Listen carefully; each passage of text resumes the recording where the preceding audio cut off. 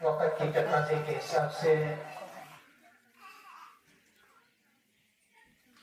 मैं अंजुमन इनक़लाब महली अजलल्लाहु ताला फ़रह शरीफ सरपरस्त आला और उनके अरकान और हमारे यहाँ पे आए हुए प्यारे स्टूडेंट्स और हमारे हाई सेकेंडरी स्कूल के असातिज़ा किराम और प्रिंसिपल्स, हमारे हाई स्कूल के हेडमास्टर्स और उनके स्टाफ्स और यहाँ पे आए हुए एवरेज पब्लिक स्कूल के प्रिंसिपल और उनके स्टाफ से आज की मेहमान ख़ुसूसी दिल अजीज मेहमान जनाब एहसन रज़ा साहब और जनाब प्रोफेसर शाबानी साहब का तहे दिल शुक्रगुजार हूँ कि आपने अपने मसरूफियात में से वक़्त निकाल कर हमारे इस पासमानदा इलाके में तशरीफ़ फरमा कर आपके अपने अक़वाल ज़रीन से हमारे इस नौजवान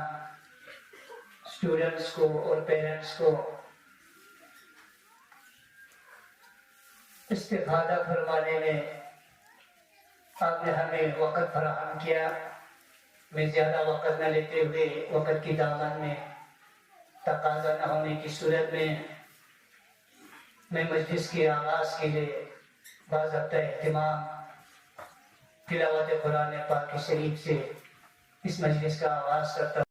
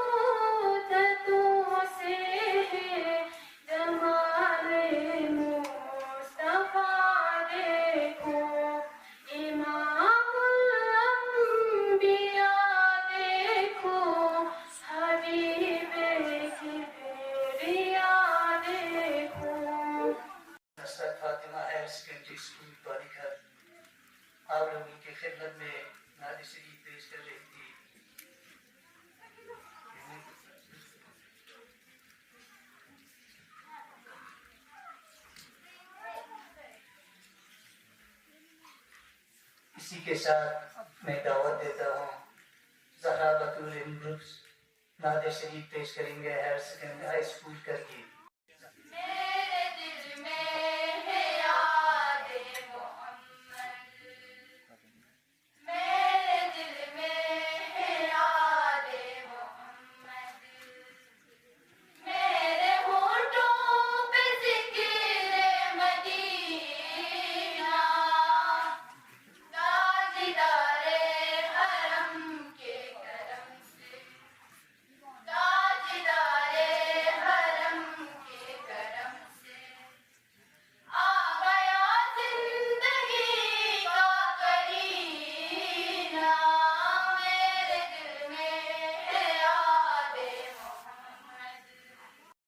इंसान तहजीब और सकाफत से आरी था, नेकी और बदी की तमीज से नाबलद था। इल्म आए तो तहजीब अच्छाई, अच्छाई और बुराई की तमीज आई। इसी के साथ मैं बाज़त एहतराम स्टेज पर दावत देता हूँ जनाबे प्रोफेसर शाहबानी साहब के आप यहाँ पर आकर अपने ज़रीन ख्याल से हमारी इस कौम की बागचे में खिले हुए नौजवान स्टूडेंट्स को अपने ज़रीन ख्याल से नवाजें। सल्लल्लाहु अलैहि मोहम्मद व आले मोहम्मद।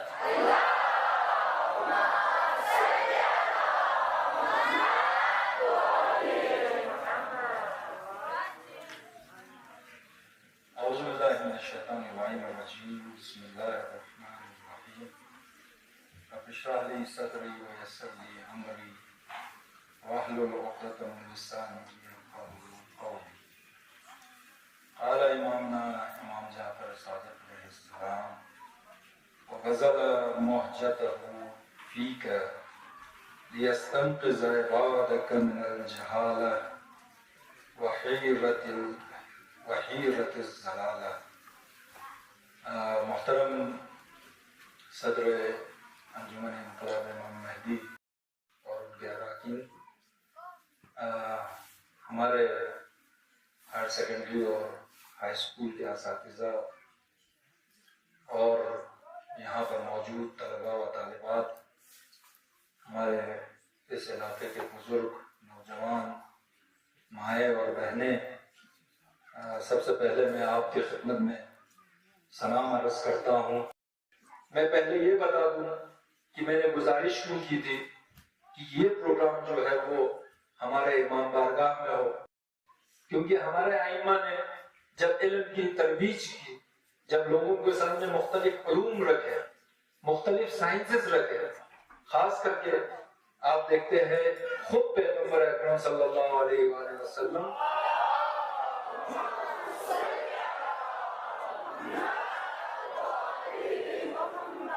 सारे उलूम जो है पैगंबर ने मस्जिद नबवी से लोगों तक पहुंचाया। एक दिन पैगंबर अकरम मस्जिद के अंदर दाखिल होते हैं तो पैगंबर देखते हैं कि मस्जिद में दो ग्रोह बैठे हुए। दोनों ग्रोह की तरफ नजर किया। एक ग्रुप इबादत में मशगूल है, नमाज पढ़ रहा है, सजदा और रुकू में मशगूल है। जब दूसरे ग्रुप को देखा, दूसरे ग्रोह को देखा, तो पैगंबर ने देखा कि वो एक दूसरे के साथ इल्मी बहस और मुबाहिसा कर रहे हैं, इल्म की बातें कर रहे हैं। पैगंबर ने गौर से दोनों ग्रोह को देखा, फिर उसके बाद पैगंबर उस ग्रोह की तरफ नहीं गए जो इबादत में मशगूल है, जो नमाज में मशगूल है, जो सजदा रुकू में मशगूल है। पैगंबर उस ग्रोह की तरफ गए जहां पर इल्म की गुफ्तगू हो। मस्जिद से तालीम देना शुरू किया। इमाम अली अलैहिस्सलाम ने जब उनको मौका मिला, हुकूमत मिली, तो आप देखते हैं अक्सर जो खुतबा इमाम अली अलैहिस्सलाम ने इरशाद फरमाया है वो मस्जिद कूफा के मिंबर से इरशाद।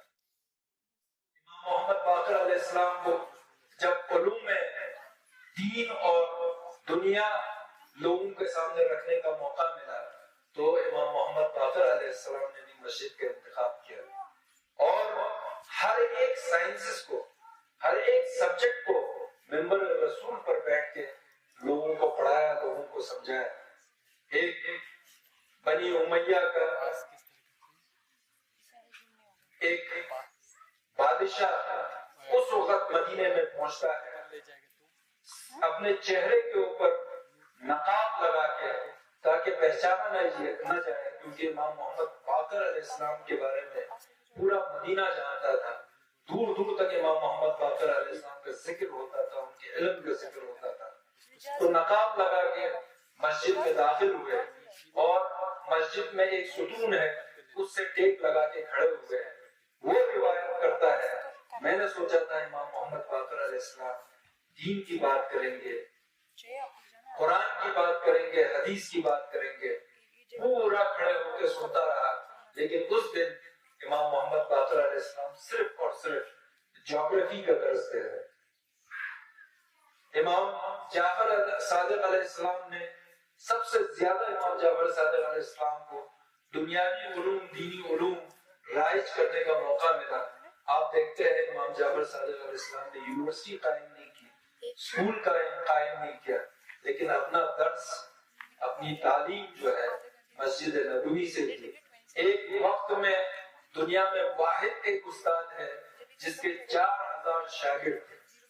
4000 स्टूडेंट्स मस्जिद में बैठ के दर्स लेते हैं और 4000 जो शागिर्द है वो एक सब्जेक्ट के नहीं है, एक मौजू के नहीं है, मुख्तलिफ मौजू के लोग वहां पर बैठ के इमाम से दर्स हासिल कर रहे हैं। हमारे बच्चे जानते हैं, केमिस्ट्री पढ़ते हैं, आप आज जाके देख लीजिए फादर ऑफ केमिस्ट्री किसको कहा जाता है।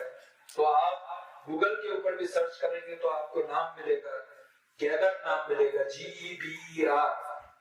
लेकिन गैबर की हकीकी तारीख आप देखेंगे इमाम जाफर सादिक अलैहिस्सलाम के बेहतरीन शागिर्दों में से है और उनका पूरा नाम जो है वो जाबिर इब्न हय्यान है। इल्म कलाम, जियोलॉजी के बारे में, मेट्रोलॉजी के बारे में, ज्योग्राफी के बारे में, फिजिक्स के बारे में, एस्ट्रोनॉमी के बारे में, यहाँ तक के अकाउंट्स के बारे में, आपके साइकोलॉजी, इंसान की साइकोलॉजी, चाइल्ड की साइकोलॉजी, हिस्ट्री, हर शोबे को इमाम ने मस्जिद नबवी से पढ़ाया है। हम आज इस इमाम बारगाह में बैठ के इस प्रोग्राम को कर रहे हैं। मकसद ये है, हमें ये बताने की कोशिश करना है कि दीन और दुनिया अलग नहीं है। अइम्मा ने भी जब इल्म की तकसीम की तो इल्म की तकसीम सिर्फ 2 किस्मों में बांटा है, इल्म दीन अदियान और इल्म अब्दान। अब्दान का मतलब है जिस्म से ताल्लुक। जिस्म से ताल्लुक का मतलब ये नहीं है कि सिर्फ मेडिकल साइंस। हम इंसान हैं, इस दुनिया में जिंदगी गुजारते हैं। इस दुनिया में जिंदगी गुजारते हुए हर वो चीज, हर वो जो शोबा जो हमारी जिंदगी के ऊपर असर करता है, हमारे जिस्म के ऊपर असर करता है, चाहे वो मेडिकल साइंस हो, चाहे वो फिजिक्स के लॉ ऑफ मोशन हो, ये भी हमारे ऊपर अप्लाई होता है। चाहे मेट्रोलॉजी हो, चाहे ज्योग्राफी हो, चाहे हिसाब किताब हो, चाहे तारीख हो, हर एक चीज हमारे ऊपर अप्लाई होता है। ये इल्म सारे के सारे इंसानों के लिए है। अगर आप ज़ूलॉजी पढ़ते हैं, किसी जानवर को समझने की कोशिश करते हैं, तो आप उसको उस कॉन्टेक्स्ट में समझने की कोशिश करते हैं कि इंसान और ज़ूलॉजी का क्या अर्थ है। अगर आप बॉटनी पढ़ते हैं, नबातात के बारे में आप इल्म हासिल करने की कोशिश करते हैं, तो आपका बेसिक ऑब्जेक्टिव, बेसिक प्रिंसिपल ये होता है कि आप देखते हैं कि हर जो नबातात जो इस दुनिया में मौजूद है उसका इंसान से क्या ताल्लुक है। अगर आप पत्थर के बारे में भी तहकीक कर रहे होंगे, पढ़ रहे होंगे, आप जियोलॉजी के बारे में पढ़ रहे होंगे, इस साइंस ऑफ अर्थ के बारे में भी आप पढ़ रहे होंगे, तो उसको उसी कॉन्टेक्स्ट में आप पढ़ रहे हैं कि मैं एक इंसान हूँ, मेरा रब्त, मेरा रिलेशन, मेरा कनेक्शन, मेरा लिंक इन चीजों के साथ क्या है जिनके अंदर जान भी मौजूद नहीं है। तो ये प्रोग्राम का सिलसिला हमने शुरू किया है और मैं आपका ज्यादा वक्त नहीं लूंगा क्योंकि वक्त पहले ही ज्यादा हो गया है। मैं आपको आज के मेहमान खुसूसी उनका तारुफ कराना चाहता हूँ। हमारे साथ सईद मासूम रजा साहब है, SM रजा के नाम से मशहूर है। ये पिछले 22-26 साल से मैथमेटिक्स के फैकल्टी है और मैथमेटिक्स में इनका एक्सपर्टाइज है। साथ साथ एलन कैरियर इंस्टीट्यूट जो हिंदुस्तान का सबसे बड़ा कोचिंग इंस्टीट्यूट माना जाता है कॉम्पिटिटिव एग्जामिनेशन में, उनके साथ कई सालों से जुड़े हुए हैं। मुख्तलिफ यूनिवर्सिटीज में गेस्ट फैकल्टी है। हमारे कश्मीर यूनिवर्सिटी में भी पहले एज अ गेस्ट फैकल्टी ये आते थे और इलेक्ट्रॉनिक्स और मैथमेटिक्स का सेशन कंडक्ट करते थे। आज कश्मीर में जो एलन कैरियर इंस्टीट्यूट है उसके एकेडमिक हेड है। अब कश्मीर में होने की वजह से पिछले साल से जब से ये कश्मीर में आए हैं, क्योंकि कश्मीर और करगिल का फासला ज्यादा नहीं है, तो हम हर वक्त कोशिश करते हैं इनको यहाँ बुलाने की। इससे पहले भी एक बार आ चुके हैं और 1000 से ज्यादा बच्चों के साथ इन्होंने इंटरेक्ट किया है, उनसे बात किया है, उनकी मुश्किलात को समझा है, उन्हें गाइड किया है, उनको काउंसलिंग किया है। जरूरत यह है कि हमारी दुनिया बहुत बदल रही है। आप अभी जवानी में है, आप अभी स्कूल में है, आप समझ रहे हैं 2019 से लेकर 2021 तक सिर्फ ये 2 साल के अरसे में हमारे खुद इलाके के हालात पूरी तरह से तब्दील हो चुका है। अब वो जमाना नहीं रहा जहां हमें रिजर्वेशन मिलता था, जहां हमें दूसरे जराए से किसी न किसी तरह से छोटी मोटी नौकरी मिल जाती थी। अब जमाना बहुत ही कॉम्पिटिटिव हो गया है। आज आपको नेशनल लेवल पे कंपटीशन करना है और ये मत सोचे कि हमारे साथ जो 10% का रिजर्वेशन जो था वो अगर हमारे हाथों से छूट गया है, एक स्टेट में छूट गया है, 22 डिस्ट्रिक्ट में छूट गया है, तो आप यकीन मान लीजिए पूरे हिंदुस्तान के अंदर 7.5% का रिजर्वेशन आपके लिए अभी भी मौजूद है। स्टेट में हमारे पास 10% था, आज पूरे हिंदुस्तान में आपके पास 7.5% रिजर्वेशन है। चाहे आप नीट का एग्जाम दे, चाहे जेई का एग्जाम दे, चाहे आप यूपीएससी में सिविल सर्विसेज का एग्जामिनेशन दे, चाहे आप स्टाफ सिलेक्शन कमीशन में मुख्तलिफ कैडर के लिए आप एग्जाम दे, चाहे आप किसी यूनिवर्सिटी में प्रोफेसर बनना चाहते हो, हिंदुस्तान के किसी कॉलेज में आप असिस्टेंट प्रोफेसर बनना चाहते हो, आपके लिए रिजर्वेशन मौजूद। लेकिन उसके लिए हमें तैयारी करना है, हमें अपना जहन बनाना है। मैं यहाँ के लोगों से गुजारिश करता हूँ, यहाँ के जो अहदेदारान है, आपके हायर सेकेंडरी में अभी भी आर्ट्स और साइंस है, अभी तक यहाँ कॉमर्स इंट्रोड्यूस नहीं हुआ है। ये आप लोगों की तरफ से डिमांड जाना चाहिए। और यूटी एडमिनिस्ट्रेशन में एक चीज इसकी खूबी ये है कि अक्सरियत अगर डिमांड करता है तो गवर्नमेंट कभी इनकार नहीं करता। आप स्टूडेंट्स का एक रिप्रेजेंटेशन दे दीजिए कि भाई हमारे कॉलेज में, हमारे हायर सेकेंडरी में भी कॉमर्स होना चाहिए। और मैं आपको बताता चलूं, आज के वक्त में पूरे लद्दाख में सबसे ज्यादा असिस्टेंट प्रोफेसर वो कॉमर्स सब्जेक्ट में। बॉटनी में 14 नहीं है, जूलॉजी में 14 असिस्टेंट प्रोफेसर नहीं है, केमिस्ट्री में 14 असिस्टेंट प्रोफेसर नहीं है, कॉमर्स सब्जेक्ट में असिस्टेंट प्रोफेसर है 40। और ये एक ऐसा सब्जेक्ट है जो आपको बहुत आसानी के साथ रोजगार फराहम कर सकते, क्योंकि हर इंडस्ट्री को चलाने के लिए, हर एक सब्जेक्ट को आगे बढ़ाने के लिए कॉमर्स की जरूरत होती है। तो मैं आप लोगों से गुजारिश करता हूँ, स्टूडेंट से गुजारिश करता हूँ कि वो एक रिप्रेजेंटेशन अपने सीओ को, चीफ एजुकेशन ऑफिसर को दे, उसको कॉपी रखे, डायरेक्टर एजुकेशन को, हमारे लद्दाख ऑटोनोमस हिल डेवलपमेंट काउंसिल के चेयरमैन को, जिनके पास एजुकेशन पोर्टफोलियो है, आप अपने सेक्रेटरी एजुकेशन को दे दे। आप एलजी को एड्रेस करें कि हमारा इलाका दूर दराज इलाका है, अगर कोई बच्चा यहाँ कॉमर्स पढ़ना चाहता है तो उसके पास सिर्फ करगिल के बॉयज हायर सेकेंडरी में और गर्ल्स हायर सेकेंडरी में कॉमर्स है, जो यहाँ से 65 किलोमीटर दूर है। हमें भी कॉमर्स स्ट्रीम यहाँ पर इंट्रोड्यूस करें ताकि आपको अलग अलग स्ट्रीम का मौका मिले, अलग अलग सब्जेक्ट्स का आपको मौका मिले, और इस तरह से आपके लिए आने वाले टाइम में रास्ते बने। मैं जनाब एसएम रजा साहब मोहतरम, आप यहाँ पे तशरीफ लाए, आपकी ज़रीन अक़वाल से हमारे स्टूडेंट्स और पेरेंट्स को नवाजें। इसी के साथ इस्तिक़बाल के लिए निरंतर सलावत।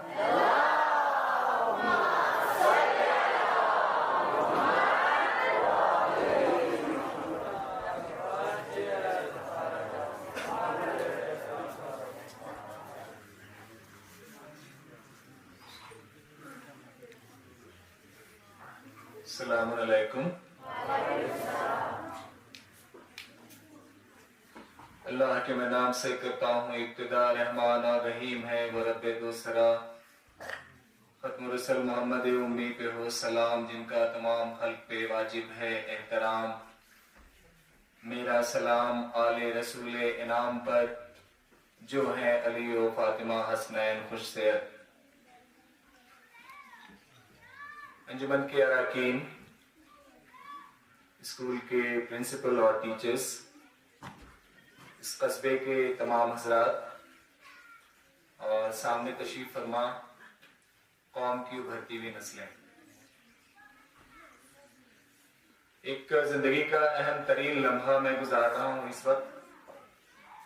इतने दूर दराज इलाके तक पहुँच के तालीम के सिलसिले में कुछ बात करने का मौका मुझे फराहम हुआ। मैं इसके पहले भी करगिल आया था और यहाँ के बच्चों की सलाहियत, पोटेंशियल, उनके लियाकत, योग्यता, उससे मैं वाकिफ हूँ। कल भी मैंने 3 सेमिनार लिए। तीनों सेमिनार में जो बच्चों की लियाकत जो मुझे दिखी, जो उनके अंदर पोटेंशियल दिखा, उससे बस मैं एक ही चीज का अंदाजा कर पाया कि आपको सिर्फ डायरेक्शन की जरूरत है। आपके अंदर एक डॉक्टर, एक इंजीनियर, एक वकील, एक MBA प्रोफेशनल, एक IT प्रोफेशनल, एक IAS officer, IFS officer, economic services, banking services, railway, सारे रिक्रूटमेंट में सारे पोस्ट पे जाने की सलाहियत आपके पास है। बस फर्क ये है, परेशानी कहां से पैदा हो रही है कि वक्त से आपको चीजें पता नहीं चल पा रही। तो सबसे पहले तो ये है कि आप अपने अंदर एक पॉजिटिविटी डेवलप करें, अपने आप को पहचानने की कोशिश करें, अपनी जिम्मेदारियों का, अपनी रिस्पॉन्सिबिलिटीज का एहसास करना है, अपने पेरेंट्स, अपने माँ बाप की ख्वाहिशात की कदर करनी है, अपने मुल्क की तरक्की में आगे बढ़ना है।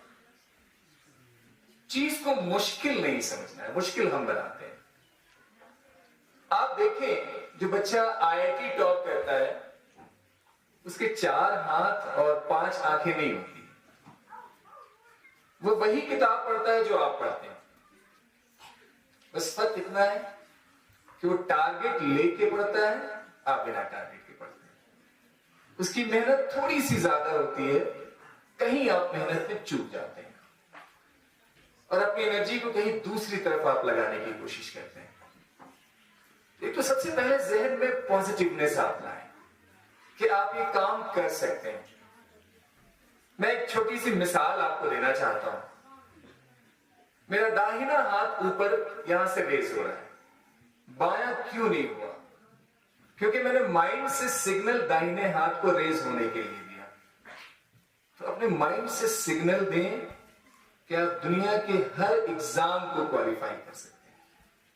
तो सबसे पहली शुरुआत तो वहीं से होनी है कि yes I will, I am, yes मैं ही हूं जो कर सकता हूं या कर सकती हूं। दूसरी चीज, वक्त की अहमियत को समझना, टाइम की कदर कीमत को समझना है। एक ऐसी चीज जो एक बार आपके हाथ से निकल जाए और दोबारा वापस ना आए, जब ऐसी चीज आपके हाथ से निकलती है तो आपकी हालत क्या होती है? फॉर एग्जाम्पल, घर में आस पड़ोस अगर कोई ज़ईफ मर जाता है तो इंसान परेशान होता है। वजह क्या है? बड़ी साफ वजह है कि जिसको मैं अभी देख रहा हूं, एक पल के बाद इसको कभी हम दोबारा नहीं देख पाएंगे। और साफ चीजें बहुत साफ हैं, चीजों को मुश्किल करके समझना नहीं है। जो मेरे सामने है वो अभी एक पल के बाद दोबारा मेरे सामने नहीं आएगा। तो यही सोच है जो इंसान को रोने पे, तड़पने पे, बिलखने पे मजबूर करती है। आप मुझे बताएं कि 30 सितंबर 2021 आज के बाद आपकी जिंदगी में कभी दोबारा वापस नहीं आएगा। तो अगर लॉस होता है तो आपके अंदर भी बेचैनी होनी चाहिए, आपके अंदर भी एक कसक, एक घबराहट होनी चाहिए कि मैंने क्या लॉस कर दिया, किस चीज को खो दिया जिसको दोबारा हम पा नहीं सकते। टाइम की कदर कीमत को समझना है। अब आप सोचें कि 30 सितंबर को आपने बर्बाद कर दिया। 30 सितंबर 2021 तफरीह में, खेल में, कूद में, इधर उधर बर्बाद किया आपने। और एक बच्चा उसी 30 सितंबर को किताब के साथ 5 घंटे 6 घंटे लगा के यूज कर रहा है। आप बताएं कि अगर दोनों बच्चे एक साथ एग्जामिनेशन में बैठेंगे तो क्या दोनों का रिजल्ट एक जैसा होगा? कतई नहीं। कोई बहुत जहन आपको नहीं लगाना है, बातें बहुत साफ है। बैंक में एक आदमी ने 1 साल के लिए 1 लाख रुपए इन्वेस्ट किया, मैंने 1 साल के लिए 10,000 रुपए इन्वेस्ट किया, 1 साल के बाद दोनों का रिटर्न सेम होगा? कतई नहीं। तो हमें समझ लेना है कि 5 घंटे पढ़ने वाले बच्चे का जो सेल्फ स्टडी कर रहा है घर पे, उसका मुकाबला हम 3 घंटे सेल्फ स्टडी करके नहीं कर सकते। चीजें तो एकदम साफ है, हम इसे कॉम्प्लिकेटेड, हम इसे मुश्किल बना के सोचने की कोशिश करते हैं। सो वक्त की अहमियत और आगे निकलना, हर चीज में आप आगे निकलना चाहते हैं, पढ़ाई में क्यों नहीं? दीगर चीजों में आप देखें, आगे निकलने की एक होड़ लगी होती है, लेकिन जहां पढ़ाई की बात आती है वहां ये चीज क्यों नहीं आपके जहन में आती है? मैं एक छोटा सा सवाल आप तमाम बच्चों से पूछना चाहता हूं। आपका जहन, आपका दिमाग, आपकी बॉडी 3 घंटे किसी डॉक्यूमेंट्री को जब देखती है, एक फिल्म देख रही होती है 3 घंटे, बाहर निकलते हैं आप, अगर मैं उस 3 घंटे डॉक्यूमेंट्री की एक एक चीज आपसे पूछूं, आप ये बताएं, आप बता सकते हैं कि नहीं? एकदम बताएंगे। और यही नहीं, बल्कि उसमें आप ये भी बताएंगे कि यहां पे ये नहीं होता, अगर ऐसा होता तो और बेहतर होता।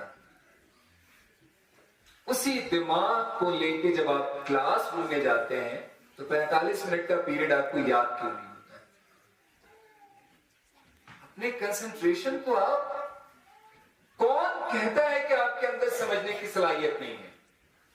कौन कहता है कि आपके अंदर कंसंट्रेशन नहीं है? 3 घंटे की मूवी में आप अपने कंसंट्रेशन लेवल को, अपने थॉट को आप देखें।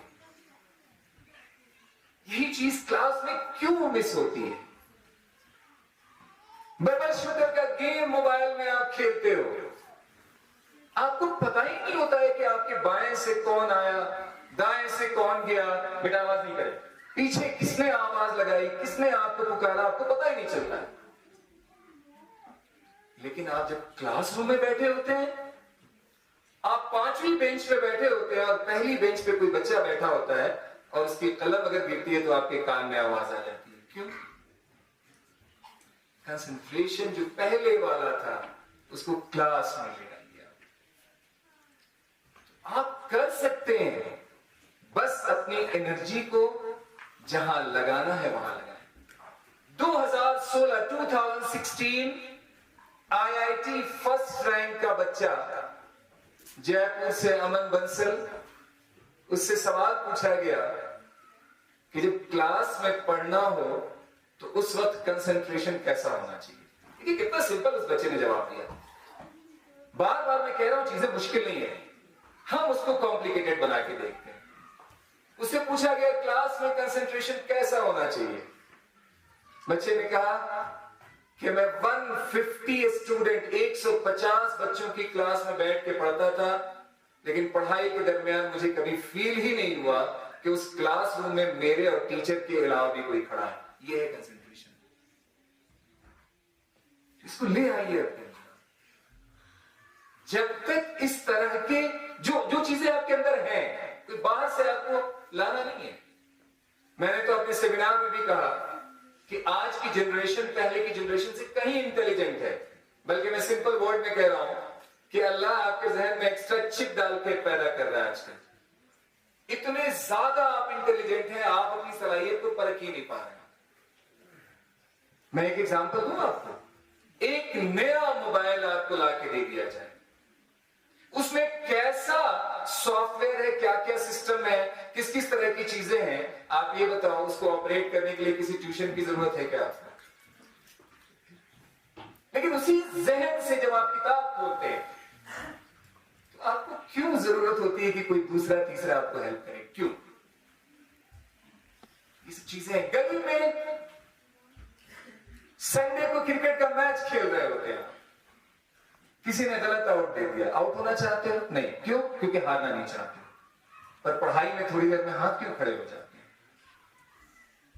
जो हारना नहीं है उसको खेल के मैदान से निकालिए, पढ़ाई में लाइए। मुझे एंट्रेंस क्वालिफाई करना है, मुझे आईएएस बनना है, मुझे डॉक्टर बनना है, मुझे इंजीनियर बनना है, मुझे प्रोफेसर बनना ही है, by any how. Time table के लिए बच्चे क्वेश्चन राइज करते हैं कितने घंटे पढ़ना चाहिए। बार बार मैं अपनी बात कह रहा हूं, बहुत सीधा हिसाब है। 6 घंटे स्कूल के, 6 घंटे स्कूल के, 2 घंटे स्कूल से आने जाने खाने पीने के 8 घंटे, 1 घंटे 2 घंटे खेलने के 10 घंटे, 8 घंटे सोने के 18 घंटे।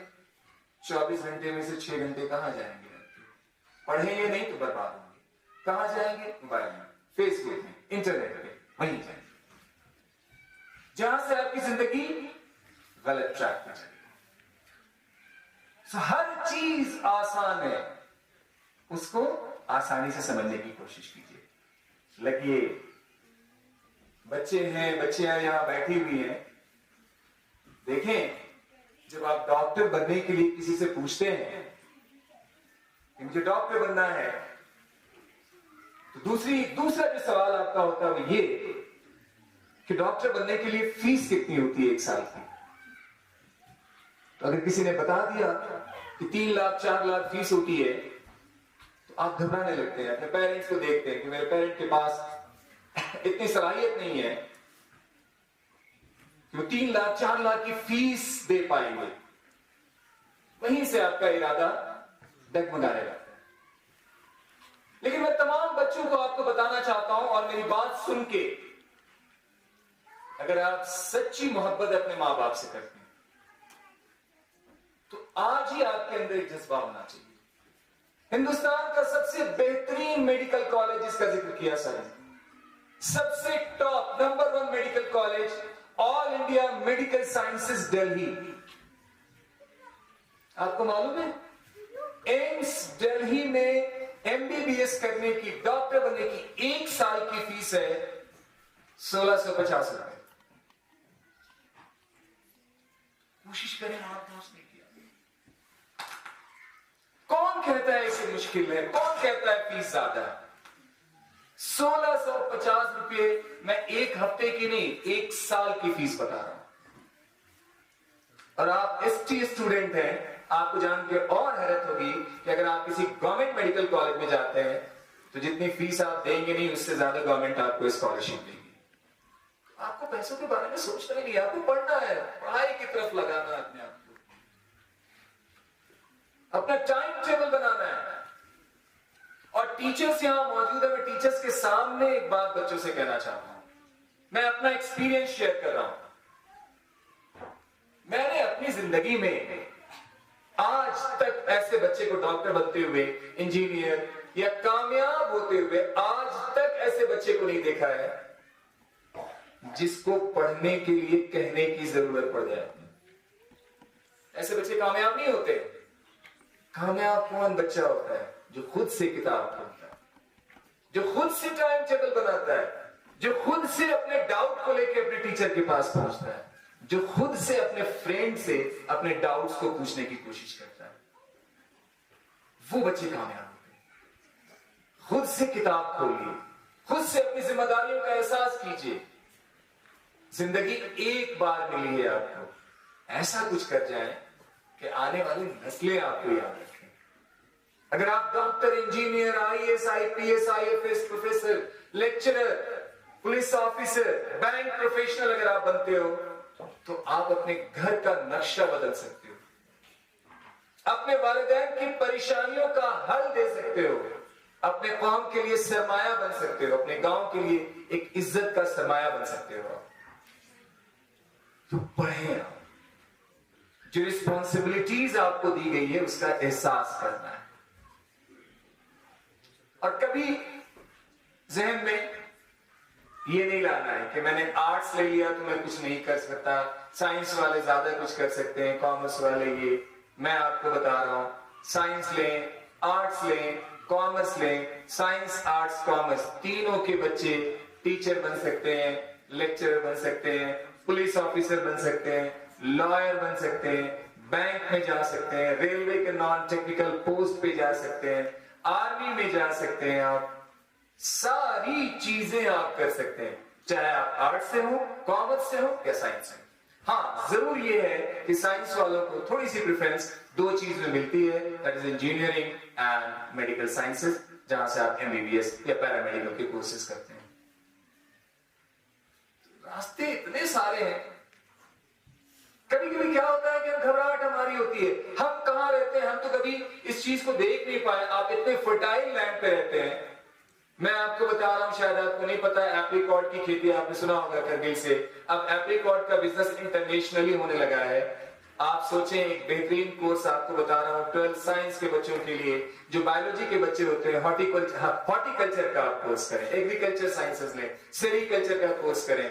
आप बेहतरीन अच्छी से अच्छी चीज, अच्छी पैदावार करें, अच्छा एक बिजनेस आप करें खुद अपने आप से, अपनी एनर्जी अपने लिए आप इस्तेमाल करें।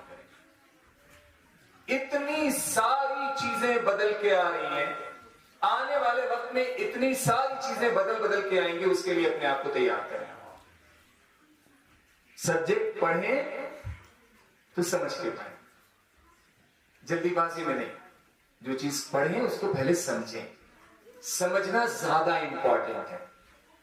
अगर एक बार सब्जेक्ट समझने लगे आप, तो फिर पीछे की चीजें जैसे कोरिलेट होती जाएंगी, आगे जैसे बढ़ते जाएंगे आप, चीजें और भी आपके लिए आसान होती जाएंगी, और जिंदगी के सारे मरहले आप बड़े आसानी से तय करते हुए आगे बढ़ेंगे। सर ने ओलंपियाड का जिक्र किया था। जो बच्चे अभी 9th में हैं, खास तौर से मैं कहूंगा कि जब आप 10th में आए तो NTSC का एग्जाम जरूर आप फेस करें। आपको 10th में पता चलना चाहिए कि 12th के बाद कैसे कॉम्पिटिशन्स या कैसे एग्जाम्स आने वाले हैं। ये 10th में NTSC का एग्जाम आपको एंट्रेंस एग्जामिनेशन का फ्लेवर देगा। 11th में जब आप पहुंचे, अगर साइंस के आप बच्चे हैं, तो आपको KVPY का स्कॉलरशिप एग्जाम देना ही चाहिए। 12th साइंस के बच्चों को भी KVPY का स्कॉलरशिप एग्जाम देना ही चाहिए। वक्तन फवक्तन जितने भी ओलंपियाड्स होते हैं, आपको उनको फेस करना है और अभी से देखना है कि एंट्रेंस एग्जामिनेशन क्या है। थोड़ा सा मैं एंट्रेंस एग्जामिनेशन की हीट आपके सामने रखना चाहता हूं, आप महसूस करें, चैलेंज को आप देखें। आपको मालूम है, डॉक्टर बनने के लिए जो एग्जाम आपको देना है, उस एग्जाम का नाम है नीट। तकरीबन 80,000 सीट्स होती हैं, लेकिन इस बार 80,000 सीट्स के लिए कितने बच्चों ने एग्जाम अपीयर किया? 17 लाख। 17 लाख बच्चों ने एग्जाम अपीयर किया। तो कैसा चैलेंज आपके सामने आने वाला है, अभी से आई ओपन करें आप। एक अच्छा इंजीनियर बनना है आपको, NIT से IIT से इंजीनियरिंग करना है, एग्जाम आपको देना है JEE मेंस। IITs में 10,000 सीट्स होती हैं, इस बार मेंस में तकरीबन 7 लाख बच्चों ने अपीयर किया। को इस तरह के एग्जाम से रूबरू होना है। यूपीएससी सिविल सर्विसेज 750 बच्चों को इस बार क्वालिफाई कराया गया। IAS, IPS, IFS, IRS के लिए जो एग्जाम होता है, 750 कैंडिडेट कामयाब हुए। लेकिन जब आप IAS प्रीलिम का एग्जामिनेशन देखेंगे, तो तकरीबन वहां भी आपको 15 लाख से कम बच्चे बैठते हुए दिखाई नहीं देंगे। बेहतरीन अगर आपको मैनेजमेंट का कोर्स करना है IIM से, तो आपको CAT कॉमन एडमिशन टेस्ट का एंट्रेंस एग्जामिनेशन देना है, वहां भी सूरत हाल कमोबेश ऐसी ही है। लेकिन इन तमाम चीजों के अलावा आपके लिए सबसे बेहतर चीज है वो मैं जल्दी से कंपैरिजन करूं। नीट के इस कोर्स से अगर आपको MBBS में दाखिला लेना है, और अगर आप जनरल कैंडिडेट हैं, अगर वो जनरल कैंडिडेट के बच्चे को अगर वो सीट 550 नंबर में 550 मार्क्स में मिलती है, तो ST बच्चों को वही सीट ओनली 260 मार्क्स में मिलती है। 260, जस्ट 260, 30%। 30%। अपने आप से क्वेश्चन करें। JEE मेंस, NIT से आपको इंजीनियरिंग करना है 300 में, अगर आप 70 मार्क्स स्कोर कर लें, ऑलमोस्ट 26%, आपको NIT से इंजीनियरिंग करने का मौका मिलेगा ST होने की वजह से। आज घर पे बैठे, अकेले में बैठे, अपने आप से सवाल राइज करें, जितनी क्लास हमने पढ़ा, आज तक किसी क्लास में हमारा स्कोर 33% से कम नहीं हुआ, क्योंकि अगर 33% से कम होता तो आप क्लास पास। अपने से क्वेश्चन राइज करें कि आज तक कभी मैंने 33% से लेस अगर स्कोर नहीं किया तो नीट में क्यों, जेई में क्यों, आईएम्स के लिए कैट में क्यों, यूपीएससी सिविल सर्विसेज में क्यों, क्लैट में क्यों? तो आपके लिए राह बहुत आसान है, बस आपको मेहनत करनी, कोशिश करनी, अपने लिए, अपने वालिदैन के लिए, अपने वक्त के इमाम। आप बताएं मुझे, जैसे ईमानदारी से बताएं, क्या दुआ करते हैं आप दुआ फर्ज में? नासिरान में शामिल, इमाम के नासिरों में शामिल। अच्छा, आप मुझे बताओ कि अगर इमाम का ज़हूर होगा, इमाम के सामने थ्रेट क्या होगा? सुपर पावर्स है ना? तो अब आप बताओ कि सुपर पावर का थ्रेट एक्सेप्ट करने के लिए इमाम के पास कैसे लोग होने चाहिए? साइंटिस्ट ना, डॉक्टर ना, इंजीनियर ना, एक अच्छा एमबीए प्रोफेशनल, एक अच्छा इकोनॉमिक सर्विसेज का जानकार ना, एक अच्छा लॉ का जानकार ना, ऐसे लोग चाहिए। और देखिए दुनिया कैसे बदल रही है। आप बच्चों को 2-3 हैरत ज़दा बात करके अपनी बात में तमाम करूं। मैं अपने क्लास का एक्सपीरियंस आपसे शेयर कर रहा हूं। मैं कोटा में क्लास ले रहा था, 150 बच्चों का क्लास ले रहा था, 11th क्लास का बैच था। आप जान के हैरत करोगे कि उस 11th क्लास के 150 बच्चों के बैच में 62 बच्चे 9th क्लास के थे, जो 9th क्लास में होते हुए 11th का सिलेबस पढ़ रहे थे। देखो कैसे तब्दीली कैसे आ गया। आईआईटी से बच्चे आते हैं, कभी हम पूछते हैं आजकल क्या डेवलपमेंट चल रहा है, देखिए कहां जहन जाता है, हम अपने जहन को कहां ले जाते हैं, दुनिया कहां पहुंच रही है। हमने अपने स्टूडेंट से पूछा आजकल आईआईटीज में, जब आप लंच करने के लिए, डिनर करने के लिए डाइनिंग हॉल में बैठते हो तो आपस में क्या बातचीत चलती है? हमारे यहाँ क्या बातचीत चलती है जब आपस में हम बैठते हैं? आपस में उसका नाम पिंकू रख दो, उसका चिंकू, उसका मिंटू, है ना। और सीरियल की बात चलती है, वो आज मम्मी ने सीरियल देखा था, बहू भी कभी सास थी, है ना। जब मैं बोलता हूं तो बच्चे फौरन अटेंटिव होते हैं। इन्होंने क्या कहा? बहू भी कभी सास थी होता है, सास भी कभी बहू थी। यही अटेंशन क्लास में लाना है। टीचर ने क्या कहा, फौरन स्ट्राइक करना चाहिए माइंड में। देखो ये अटेंशन है ना आपके अंदर, लेकिन कहां रिफ्लेक्ट होता है? बेकार की जगह पे। लाना कहां उसका रिफ्लेक्शन? क्लास में। तो मैंने बच्चों से पूछा कि जब डाइनिंग हॉल में बैठते हो क्या बातें चलती हैं? देखो बच्चों ने क्या कहा कि साइंस ये कहता है कि एनर्जी को ना ही क्रिएट किया जा सकता है, ना ही डिस्ट्रॉय। एनर्जी एक फॉर्म से दूसरे फॉर्म में चेंज होती है। तो हम ये कोशिश कर रहे हैं कि आज से 1500 साल पहले जो प्रॉफिट साहब ने, जो और बड़े राम जी ने, कृष्ण जी ने, जितने भी बड़े लोग थे, प्रॉफिट साहब ने जो बात बोली होगी, वो साउंड एनर्जी एटमॉस्फेयर में कहीं ना कहीं किसी दूसरे फॉर्म में चेंज हो गई होगी। हम उस साउंड एनर्जी को कैसे दोबारा सुन सके, इस पे हम रिसर्च करना चाहते हैं, ताकि एक्चुअल रियल क्या उनकी आवाज थी वो मेरे कानों तक आ जाए। ये है सोच। सोचिए, ऐसे बड़ी सोच। बहुत अच्छी बात डॉक्टर शाबानी ने कल एक सेमिनार में कही कि इमाम अली ने अपने साहबजादे इमाम हनफिया को कहा कि जब भी सामने अगर मुखालिफ आपके लश्कर खड़ा हो और आपको फाइट करना हो, तो आपके लश्कर में जो सबसे पीछे कतार में जो फौजी खड़ा है, आपकी निगाह उस पर होनी चाहिए। यानी टारगेट हमेशा आपको बड़ा विनिंग वाला टारगेट लेके चलो। इतनी अच्छी अच्छी बातें करबला में बताई गई हैं आपको। करबला में इमाम हुसैन का क्या मामला था? आपने एक अहद कर लिया कि मुझे उम्मत की असलाह करनी है, मुझे उनका एक मिशन था, उस मिशन पे चलने के लिए इमाम हुसैन को भूखे रहना पड़ा, प्यासे रहना पड़ा, अपने बच्चों की कुर्बानी देनी पड़ी। आप बताइए कि इमाम हुसैन अपने मिशन से अलग हटे? नहीं ना। उसी तरह से आपको भी आज मिशन तय करना है। इसीलिए इमाम बारगाह में कि मुझे बनना क्या है, और उस मिशन को पाने के लिए अगर आपको 6 घंटे पढ़ना हो पढ़िए, 3 दिन 3 वक्त की जगह पे 2 वक्त खाना खाना हो खाइए, दोस्तों यारों से अलग होना है हो जाइए, बट पढ़िए,